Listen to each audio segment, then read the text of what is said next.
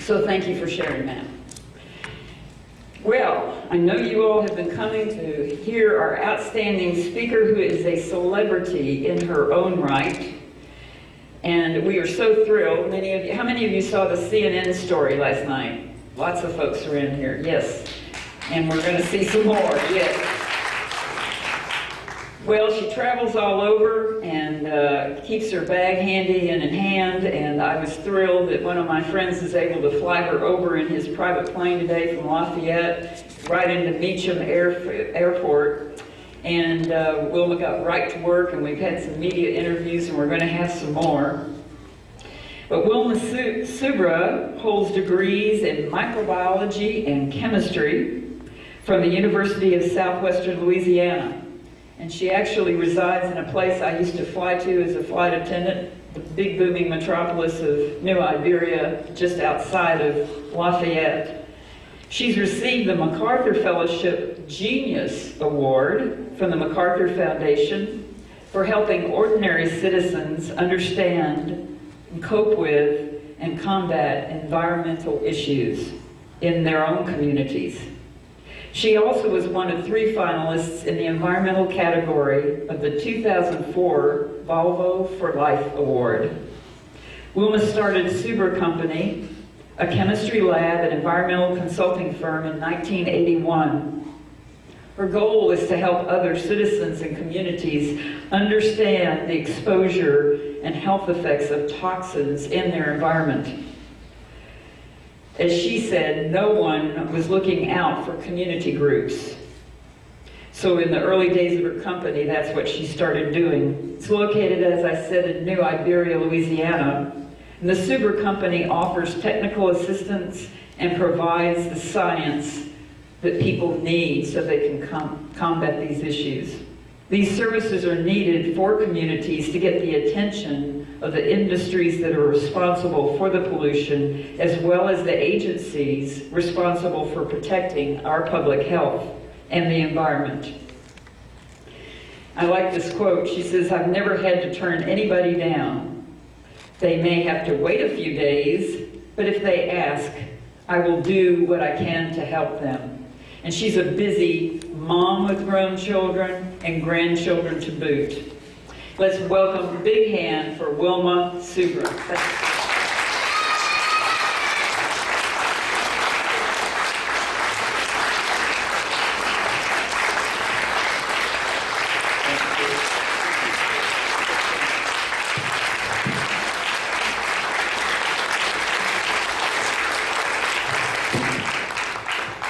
Thank you very much.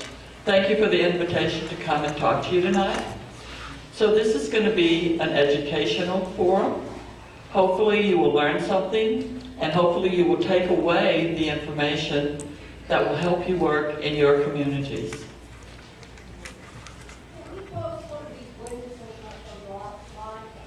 I couldn't hear. Oh.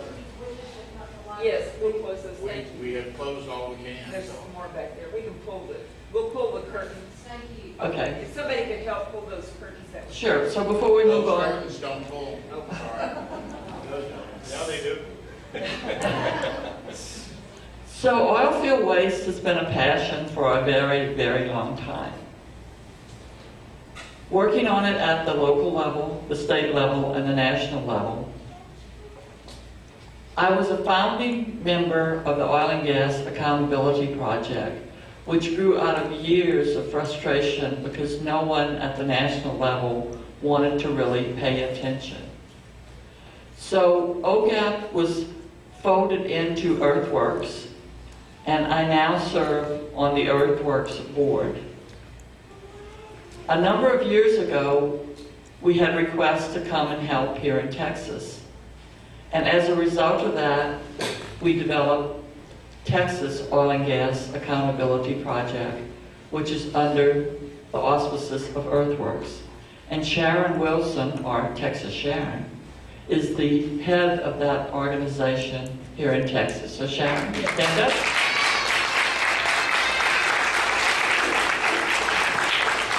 And she doesn't turn anyone down either. And she gets hundreds of requests. So the information information I'm going to be talking to you about tonight was done for Earthworks and for Texas Oil and Gas Accountability Project. So could we have the next slide, please?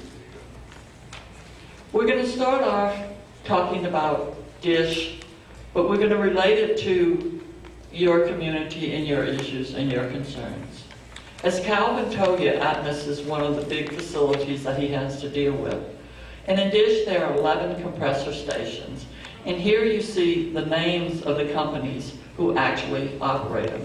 And they are like beads on a necklace. They're strung out, one adjacent to the other. But we'll talk a minute about the kinds of permits that separate them and not have you look at the cumulative impacts.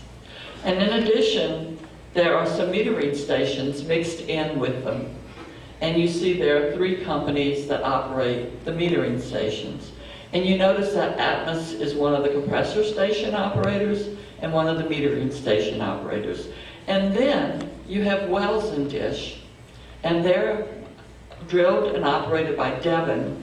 And I was in a meeting one day with Devon, and they were snidely referring to DISH, and Devon stated, "We have all the property in DISH leased for drilling and production."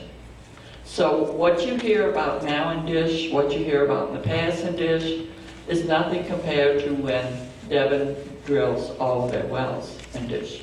Next slide, please.